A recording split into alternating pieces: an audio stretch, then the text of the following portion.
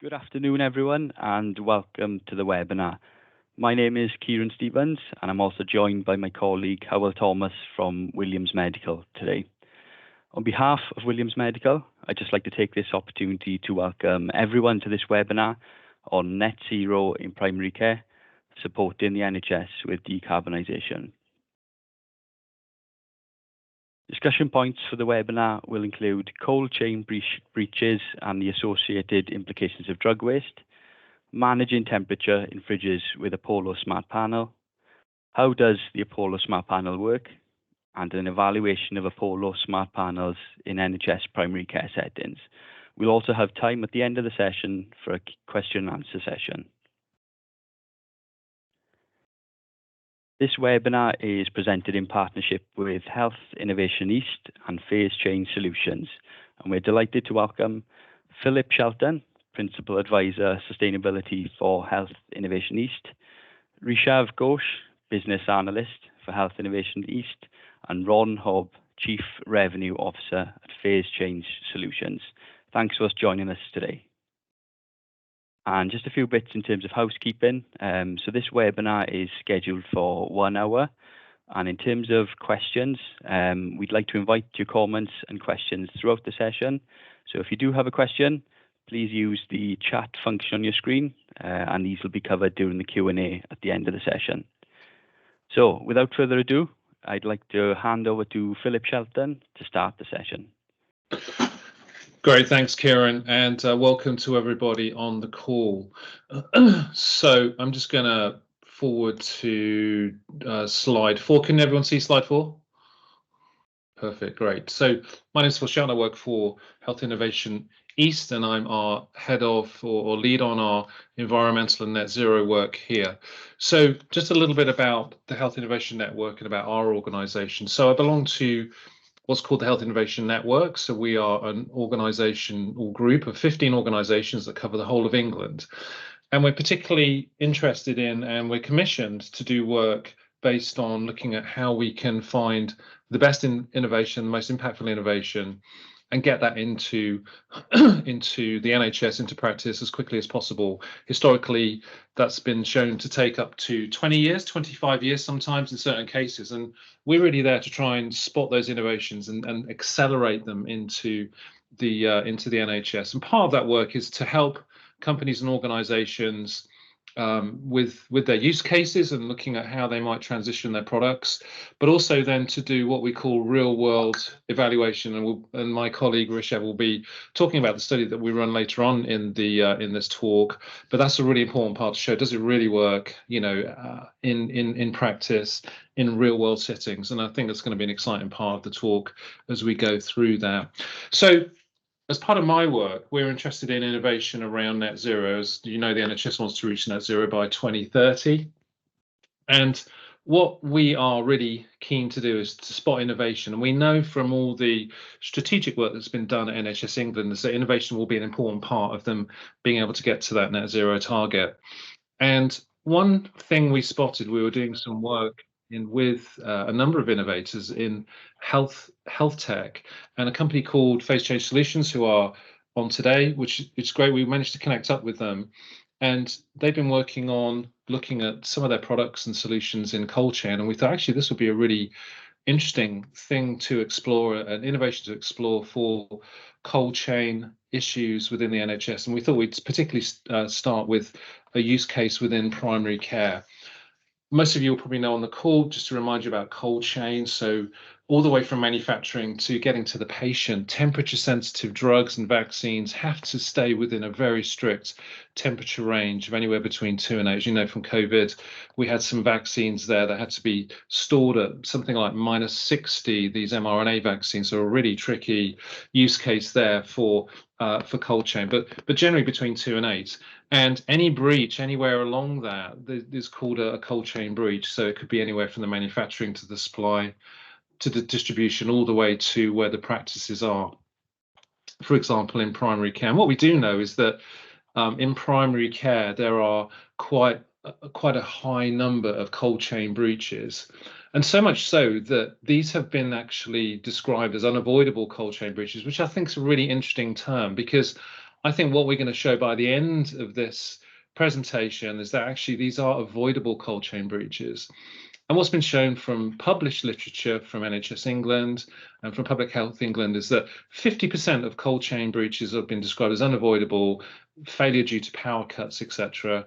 And actually, the refrigeration units have gone above 8 degrees C for a set period of time, long enough for them to say, actually, the manufacturer's saying that we can't warrant these vaccines and medicines anymore, so they have to be disposed of. So there's a huge cost there to not only patients but also to the environment as well in terms of how much energy and carbon's been used to manufacture those, etc.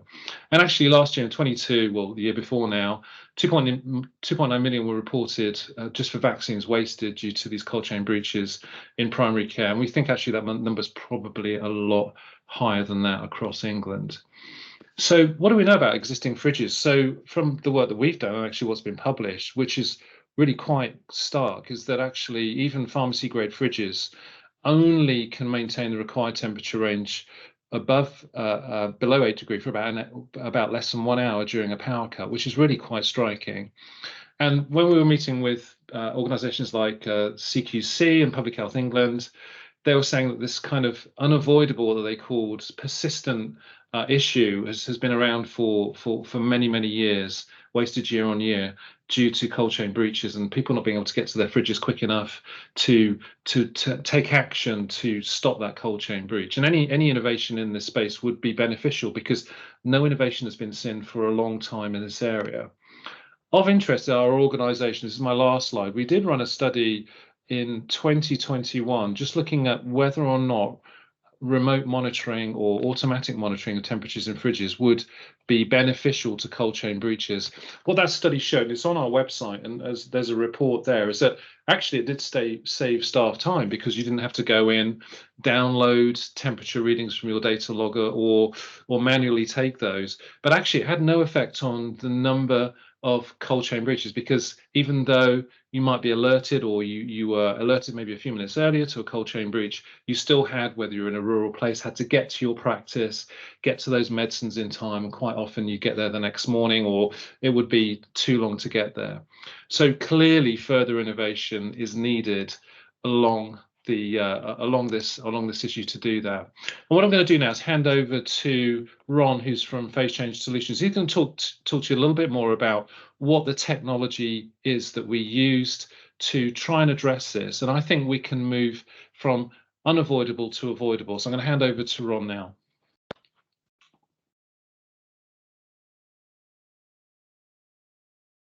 Thank you, Phil. And greetings to everyone who's joined us today, and thank you to Williams for hosting the webinar this morning. My name is Ron Hobb, and I am the Chief Revenue Officer for Phase Change Solutions. Just by way of my background, I've spent the majority of the last 20 years of my career working with pharmaceutical and biologics companies in developing temperature assurance packaging. And I'm now leveraging that experience with Phase Change Solutions to help bring new and innovative solutions to the cold chain logistics market. So when Phil speaks to cold chain, that very much is close to my heart. With regards to Phase Change Solutions, we are an advanced materials company that focuses on the formulation of materials under the banner of BioPCM.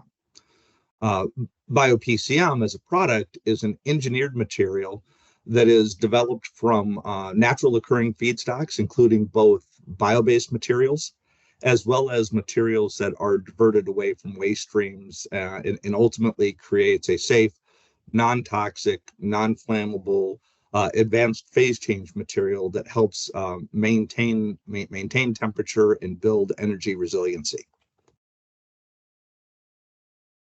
The science behind BioPCM is that the material melts and freezes at temperatures other than 0 degrees Celsius. So when a BioPCM material is selected for an application, it's based on the targeted temperature range. So in the case of maintaining a typical refrigerated temperature, as Phil mentioned, 2 to 8 degrees Celsius, the BioPCM material that would be selected is the one that would help best maintain that range. So in this application, somewhere in the 5, 6, or 7 degrees Celsius is the target temperature of the PCM.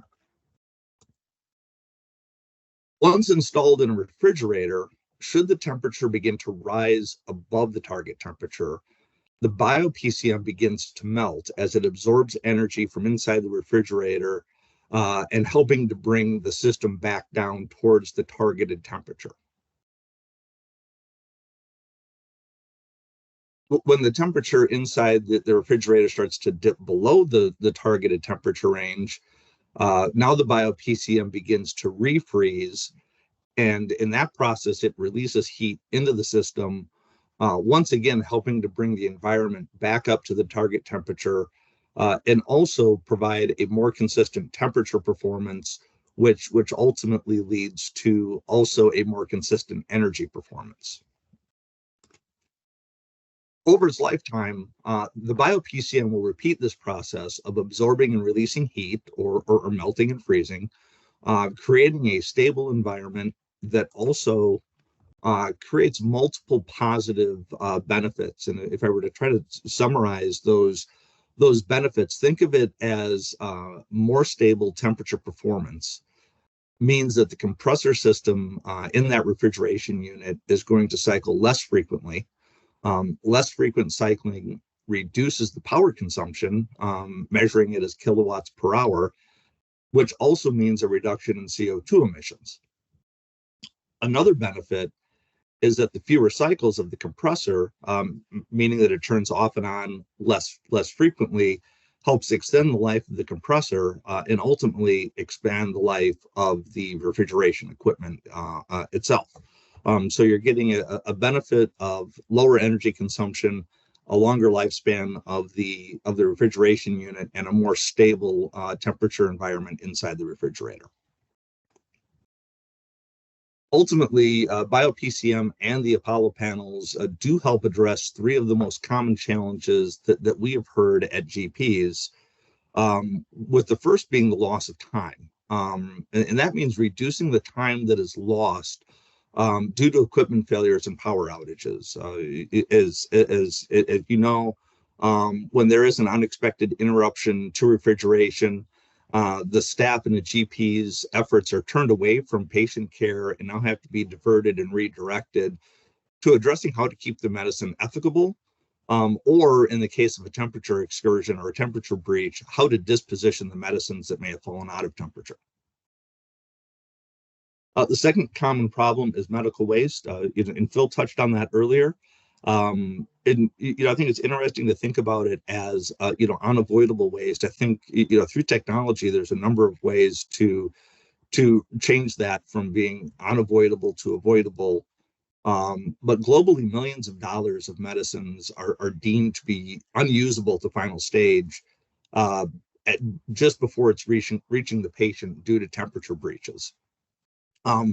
When you add into that with supply chain interruptions, we live in a time where medicines may be in short supply due to supply chain challenges, manufacturing issues, or other issues that may come up in the distribution. This problem becomes even more impactful. And at the end of this, cold chain logistics is a patient that is waiting for a vaccine or a medication that makes a change in their quality of life.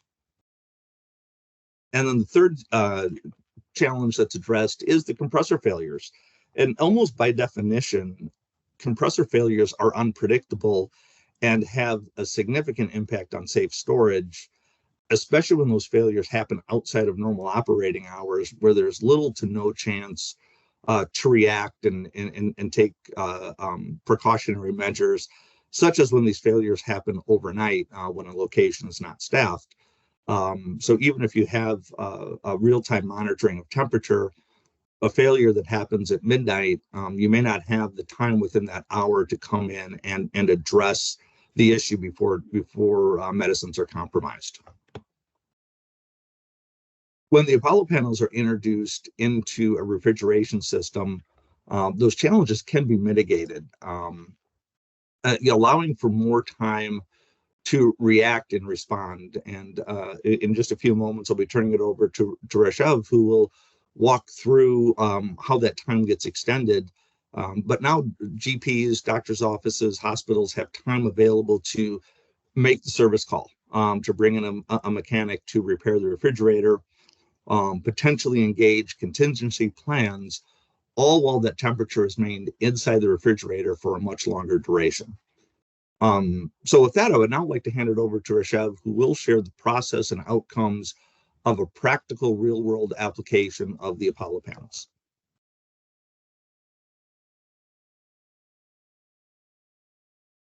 Hi, everyone. My name is Rishav Ghosh. I'm the business analyst at Health Innovation East. I was involved in the evaluation of the Apollo Smart Panels as the project manager, and I'm delighted to be given the opportunity today to be able to present to you the summary of that study. The aim of the trial was to assess the performance of PCS Apollo Smart Panels in a primary care setting by simulating power outages. We were able to onboard 3 fairly busy practices within the Suffolk Primary Care Network. We had Chelmsford, Guildhall, and Long Melford practice. As for the setup, each site were provided with 2 medical-grade lab-cold fridges. I've labeled them as PCS fridge and control fridge here for the sake of differentiation purposes. However, in real life, they were 2 pretty identical fridges with no labels whatsoever. Inside the PCS fridge, 5 PCS Apollo Smart Panels were installed underneath the shelves, whereas the other fridge remained empty. To monitor the temperatures, 4 temperature sensors were installed per fridge, which was then connected to the Invisible Systems dashboard, giving us access to the temperatures in real time. We coordinated with the practices to have them switch off both of the fridges simultaneously for 24-hour intervals, which would give us 1 cycle, and we managed a total of 12 such cycles in the 3 practices. Now, before I move on to the results, I thought it was worth highlighting what the steady state temperatures look like in both of the fridges. The numbers you see in a relatively larger font inside the green boxes actually showed the average temperature in each shelf in the fridges the moment they were switched off. I'm also aware that we've got an international audience here, so I've also highlighted what the temperatures were in Fahrenheit. However, I'll be presenting the results in Celsius scale. Now, what is important about the slide is that it actually represents the operating temperature in each shelf in the fridges when the fridges are running as well. And as you can see here, there's not much of a difference between the 2 fridges when they are running. But let's see what happened after the fridges were switched off. 1 hour after the fridges were switched off, we see in the PCS fridge, the temperatures were higher, but they were well below the 8-degree threshold. In the control fridge, however, each of the shelves had already crossed 8 within the first hour. So that essentially means that they've breached cold chain within the first hour. So if you'd placed any vaccines or medicines, they'd already be at risk of being wasted. And at this point, you would have to declare everything that's inside this fridge to Public Health England. Now, there's obviously evidence here that the panels work, but we obviously didn't stop the trial there. So let's see what happens 3 hours later. 3 hours later in the PCS fridge, we see T1 has now crossed 8 degrees. However, the other shelves are reporting temperatures below 8. At the middle of the control fridge, in comparison, which is T2, it's now at 13.9 degrees Celsius. Moving on to 5 hours later, we see T2 has now crossed 8 degrees in the PCS fridge. The bottom 2 shelves are still below 8. And lastly, 8 hours after the fridges were switched off, we see in the PCS fridge, T3 has now crossed 8 degrees. T4 is at 8. That means that it's going to cross 8 any second now. However, up until the 8-hour mark, it's been able to hold temperatures below 8, which is remarkable. Now, again, if you were to compare it with what the fridges would have been had we not used the panels, you can see in the bottom of the control fridge, it's T4 is now at 18.8 degrees Celsius. And also there's about a 10-degree difference between each fridge if you were to compare them shelf by shelf. In the summary slide, I've highlighted how long it took for each of the shelves to cross 8 degrees, and the difference is pretty apparent here. As a summary, we saw it as a summary that we got up to 7 additional hours of temperature regulation in the fridge, where we use the PCS Apollo smart panels. We've written up a full report on this as well. If you're interested in learning more about the trial setup, design, or the results, it's published on our website, and we can circulate the link as when we circulate the slides as well. Now, this is the last slide of my presentation. It's actually a testimonial from the lead practice nurse at Guildhall Surgery, who was also the NHS lead for the trial. This testimonial actually captures the real-world implications of cold chain breaches from her perspective, or from the healthcare professional's perspective in the NHS. It says that there's not only associated costs with cold chain breaches in terms of medicines or vaccines wasted, but there's also a significant amount of time and energy that is going to waste from their perspective in dealing with the cold chain, which could otherwise be used to treat patients, which I think is really powerful and important. And she's also stated that anything that could further prolong the cold stability in the fridges, it would be a really valuable tool, which I think is what the PCS Apollo smart panels have just shown to do. That's it for me, and I'll pass it back to the Williams medical team now.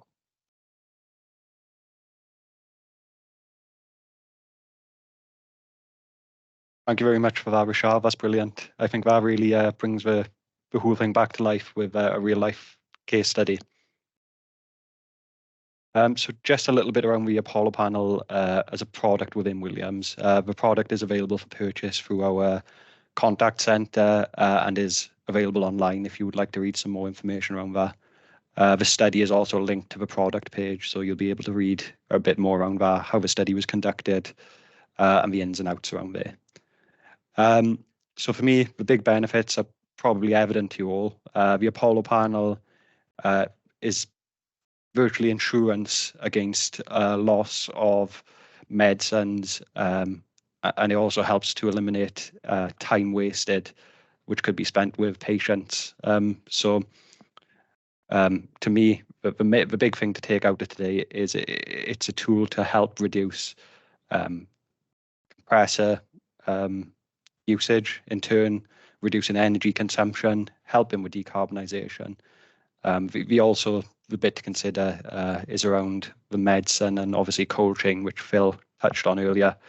The impact not just in terms of cost, but also to the environment when these products are wasted, and then they have to go to incineration through various methods. Just a little bit around Williams Medical Supplies, who we are, what we do, where we come from. We've been in business since 1986. We're a distributor in the UK. We distribute disposable equipment and pharmaceutical lines. We have a strong range of women's health lines. We have a strong relationship with Bayer. We have a wide range of disposables, so we do the complete end-to-end what's needed within a GP practice, paper towels, hand infection control. And finally, then equipment, everything you can imagine in a GP surgery, furniture, blood pressure monitors, spirometry items.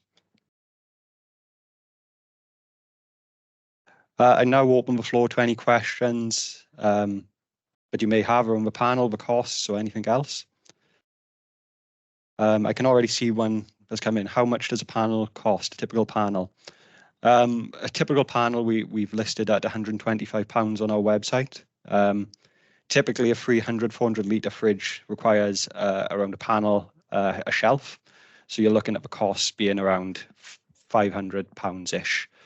Although that cost can seem quite expensive, the perceived benefits behind it are evident, as you've seen.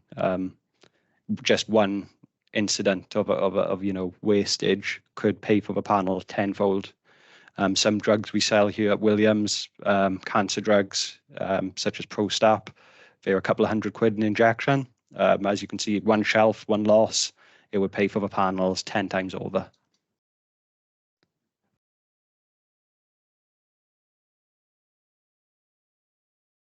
I can see a question in around the environmental impact. The environmental impact is something we are looking to gauge. It's not something we're able to make any strong claims around, just as we haven't completed our work yet. So what we are able to say is the Apollo panel helps reduce compressor usage by 30%. In return, should extend the life of your fridge by 30% and lower energy consumption by 30%. Would the contents of a fridge have to be considered using the highest temperature, regardless if most of the contents were on lower, cooler shelves? So in terms of that, no, as long as you're able to log the data, my understanding is as long as you can prove temperature integrity on those shelves or within those areas, you're fine to go. The important thing, obviously, is to continue to follow guidelines within CQC, using a data logger and monitoring temperatures as you would normally. Rashad, Phil, this might be a good one for you, for the health innovation guys. NHS net zero targets, could you elaborate a little bit around how the NHS is tackling decarbonisation, what their goals are, and how the panel could potentially help with that? Sure, yeah, and I'll pick that one up actually, if that's okay.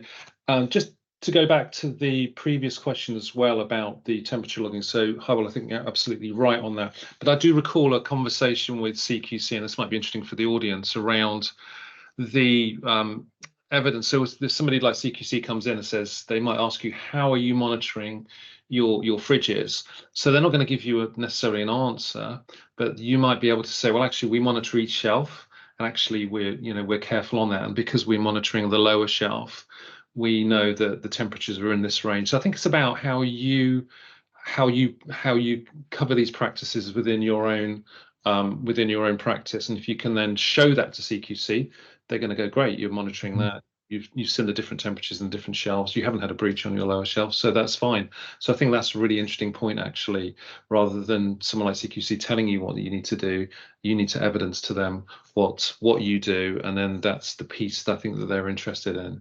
So the NHS net zero targets are really interesting. So we do know that the NHS wants to reach full net zero by 2045. So this includes what's called scope 3 emissions.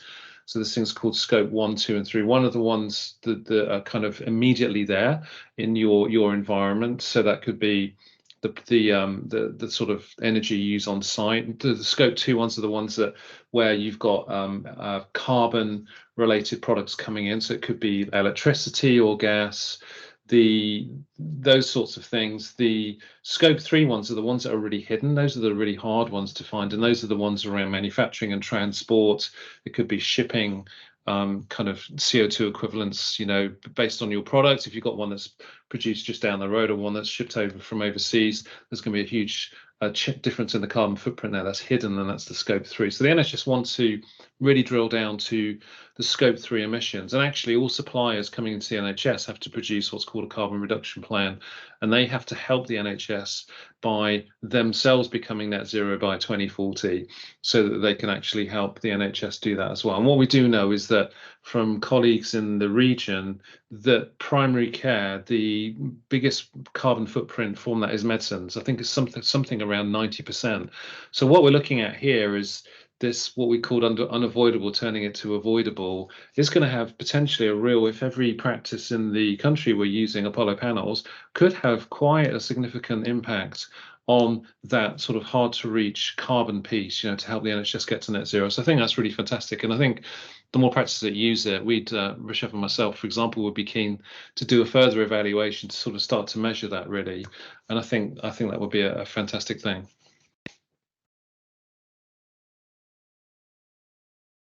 No, thank you very much, Phil. I think that would be great to get a scaled impact across, the whole of the healthcare system. I think that'd be really powerful. There's a question here, Ron, perhaps you could help answer. Are they easy to fit? Is there a guarantee provided for maintaining the temperature for a certain number of additional hours? Yeah, very good question.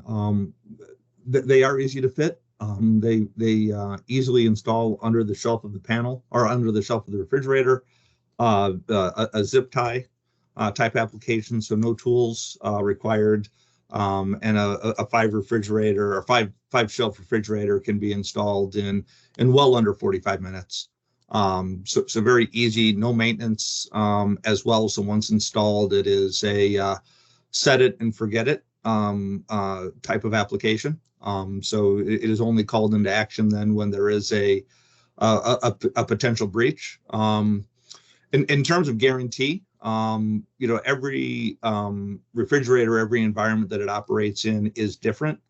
In Russia, feel free to, your input here as well. What we have is a study under a certain set of conditions, but what we do know is that the introduction of the Apollo panel is going to provide protection above and beyond you would normally see in the case of a power outage or an equipment failure. So there are a number of factors. There's not a guarantee per se, but there is an assurance that comes with having the Apollo panels as the backup to a refrigeration system. Yeah, thanks, Ron. Totally agree, actually. And what we saw in the study was actually the ambient room temperature could have an effect. And actually, when we were running the study at different parts, because it was done over a long period of time to actually get the data that we needed, that actually the ambient temperature of the room can actually make a difference if that's cooler or warmer.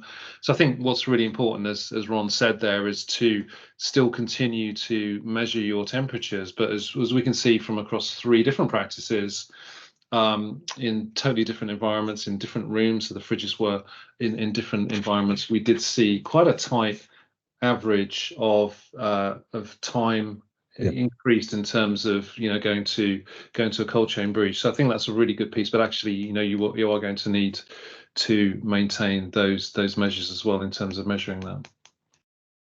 And Ron, what's the you've obviously done some product testing on the panels themselves in terms of their longevity and how long they will last for. Yeah, we've the bio, so the start with the bio PCM element of that question, Phil. We have data. We've done studies of tens of thousands of freeze thaw cycles of the bio PCM itself without it losing thermal properties. So the PCM itself is has a very long lifespan. The Apollo panels themselves, if you were to consider a refrigerator lifespan to be 7 to 8, 7 to 10 years, the Apollo panels would have a lifespan that would match that of the refrigerator in most situations, normal handling situations. So again, it's that easy to install, set it and forget it. Bio PCM works for tens of thousands of cycles, and the panels are a robust high density polyethylene design intended to have a long lifespan.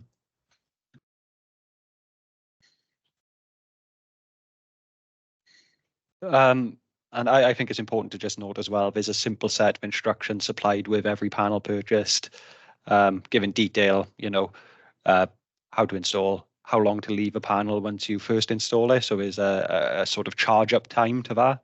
And to be honest, it's a very simple thing to install and to use. There's a question here. Many vaccines in GP fridges are supplied free of charge. What is their incentive to reduce wastage / pay for the Apollo panel? And there's another question around installation. So if we tackle the sort of question around what is the benefit, to reduce wastage for vaccines. And I think to sort of start with it initially, it's just the cost associated. Although the GP may not directly sort of pay for them and may have some sort of rebate or kickback, the costs are still within the NHS. Phil, Ron, is there anything you'd like to add to that? I think just that in the UK, there's a really good point, isn't it, about who's actually paying for these. I think one of the issues is that we came across in discussions is that often and again, if there's any practice manager GPs on the call, please do pop it in the chat if I've got this wrong, but you have to pre-book these because obviously the pharma companies have to know what batch they're going to produce. So you book these months in advance so that you're ready for your flu season, your vac season, or whatever, and they come in. And I guess if you have a cold chain breach just before or during your your flu season, you then either have to scrabble around to try and find another practice that's got some stock, or see if potentially another manufacturer's got some. So it could actually cause issues in terms of patient care. But it'd be great if anyone's got any comments on that to put in the chat. And I guess in terms of insurance, I guess practice insurances will cover breaches, but I guess there's always a chance that potentially an insurance wouldn't cover a breach. I don't know if that's ever happened to anyone, or whether there's a particular circumstance where that couldn't happen, or if you had multiple breaches, whether insurance premiums would go up. But as Hywell said, eventually someone is picking up that cost within the system, and I think if something like this is actually rolled out nationally, I think it will be interesting to have some conversations with primary care networks, commissioners, people who are actually holding the purse on these things, that 2.9 million that we talked about, which I think, again, is probably higher than that, to have some conversations around that to say, look, we are actually making an impact on that. And there's also all the carbon savings as well. Yeah, I think you're spot on there, Phil, in Hywell. I mean, ultimately, there is a cost associated with it. Who bears it? Could be debated, but ultimately, if you waste something, there is a need to replace it. So there is a cost, and there's ancillary cost to that as well. There's the cost of moving the product again. So when you talk about carbon emissions and you start thinking about the supply chain, if you're having to do multiple truck runs, to bring drugs to a GP, that has a carbon impact. But there's also other hard costs associated with it as well. We mentioned time within the GP to react and respond to it.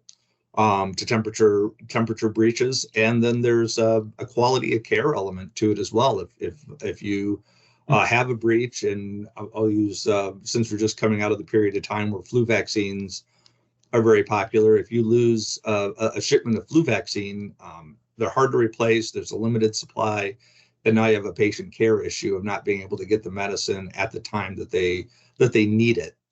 So I think there's both hard and soft costs associated with this, just maybe not all born at one point.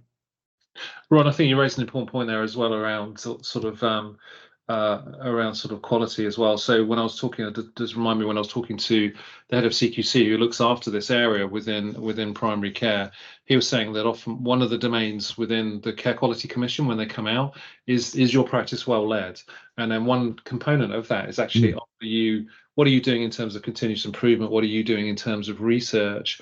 And I think one of the big drivers as well about getting the panels is it's showing that you're making as a practice a step change in terms of your thinking and using evidence-based products and innovation to improve what you're doing. And so you can actually evidence to the CQC inspector that you've done a step change from having a high risk or a risk of a cold chain breach to actually mitigating that risk. And actually there are benefits to patients, there's benefits to the environment, and actually from working with this and actually the contents of the report that we've given you, and actually purely coming on this seminar and actually learning about the different temperatures on the different shelves within the fridges, which was news to me, you're actually being involved in continuous improvement and research yourselves. I think that would be a really powerful conversation with the CQC inspector in any practice to say, wow, that's great. You really have thought about that and you've implemented something that's actually quite important in your practice. Perfect. And there's a question there. Are refrigerator manufacturers interested in installing the Apollo panels as standard? So I can answer that one there. We have a servicing division within Williams. It is something we can look to support. So I'd invite you to reach out to myself or the Williams sales team, and that is definitely something we can discuss further, and hopefully definitely look to do for you. So please, if you have a requirement for fit-in, just reach out and we can discuss that further with you. That's no problem at all. Are there any other questions from the chat at all, from the group?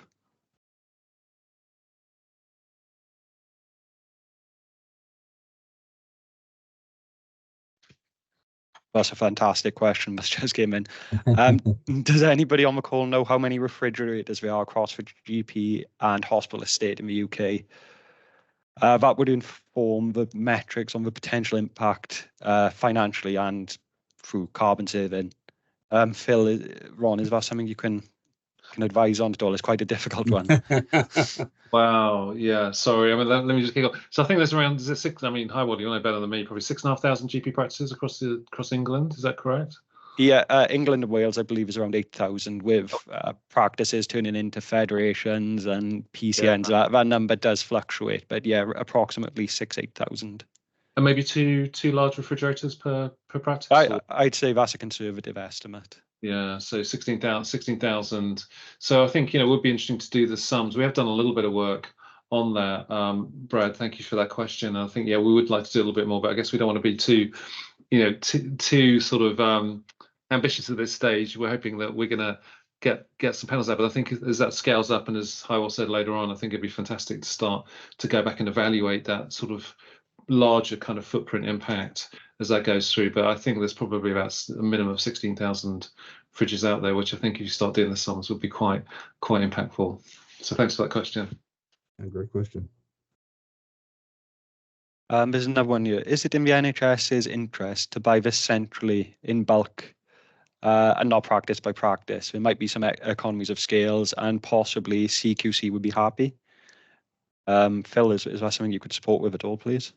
Yeah, so I guess CQC are, as you'll all be aware, a kind of arm's length body. So I'm not sure that I think they would be delighted to know that this is happening, but obviously have to keep a sort of a distance from this kind of thing. So in terms of commissioners, I guess you've got PCMs, federations. I don't know where the commissioning money would come from, but we actually have a call in the East of England with the finance group coming up soon. Actually, PCS, as you know, Ron, is going to be on that call. So watch this space. We're going to be having a chat with some of the financial kind of directors across the East of England about this very issue and the impact. So it'd be good to get that, and maybe we could feed that back at some point in the future. And to the last point as well, really, very interesting. So we've been looking at other use cases as well. I think in hospitals, absolutely, there's things like chemotherapy drugs which need to be kept within a certain temperature range, etc. And on hospitals there's every ward, and actually food as well. So in things like care homes and in other situations, I've been told, and this was a conversation with the CQC lead, was that actually the temperature kind of cold chain restrictions on food is even higher, actually. So he was saying this would be a really great innovation there. So I think you're absolutely right. So there are lots more use cases. So thank you for that.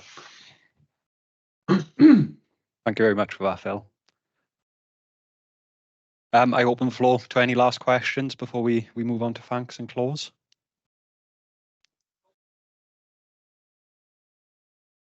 Okay. So just a big thank you for your time today. We've run a little under, which is unusual, but it allows for everyone to have a little bit of time back. If you have any questions, our number can be seen on the screen there. We'll follow up with resources, which will include the slide deck, recording of today's webinar. I'll also provide the link to a product page, the study which was conducted with Health Innovation, and anything else you may find useful. So perfect. Thank you very much, guys. Thank you for joining us today. Thank you for hosting us, Hywell. We appreciate it. Thanks, Hywell. Thanks, everyone. Thank you very much.